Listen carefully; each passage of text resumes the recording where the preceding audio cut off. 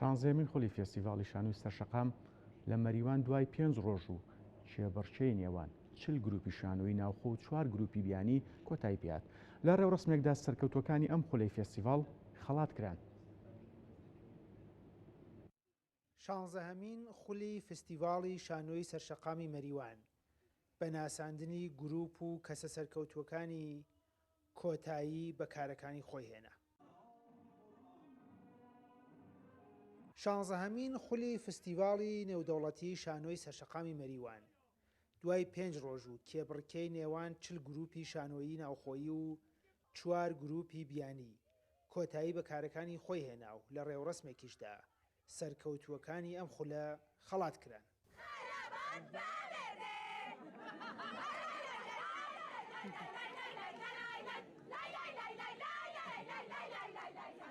لە ڕێوڕسمی کۆتایی ئەم خولەدا کە بە ئامادەبوونی پارێزگاری سنە و جێگری وەزیری ڕۆشنبیری حکوومەتی هەرێمی کوردستان و بەرپرسانی ڕۆشنبیری ئێران و ژمارەیەکی بەرچاو لە هونەرمەندان بەڕێوەچوو، سەرەتا ڕێز گیرا لە 3 هونەرمەندی کوردی بواری شانۆ کە بریتی بوون لە دکتۆر قوتبەدین سادقی و مەجید ئەمرایی و کەژاڵ ڕاستبین.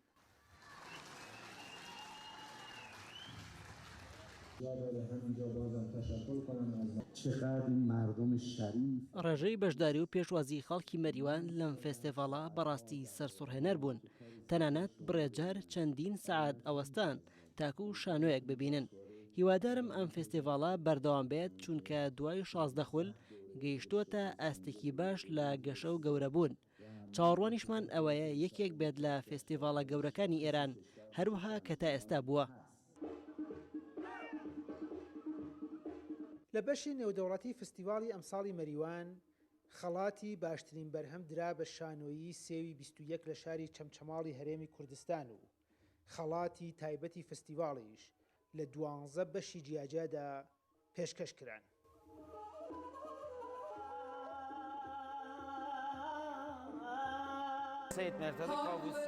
من لە شاری هەمەدانەوە هاتووم.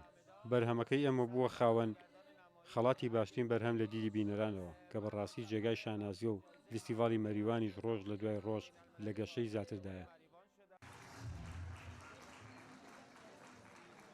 فستیڤاڵی ئەمساڵی شانۆی سەرشەقامی مەریوان کە بە گەورەترین ڕووداوی بواری شانۆی سەرشەقام لە ئێران و ناوچەکە ئەناسرێت لەلایەن خەڵکەوە پێشوازیەکی زۆری لێکرا و لە ئاست ئێرانیشدا لەلایەن هونەرمەندانەوە گرنگیەکی زۆری پێدرا و ئەمەش وای کردووە بەرپرسانی فستیڤاڵ هیوادار بن لە خولەکانی داهاتوودا بتوانن زیاتر گەشە بەم فستیڤاڵە بدەن. سامان سلێمانی، کورتسات نیوز.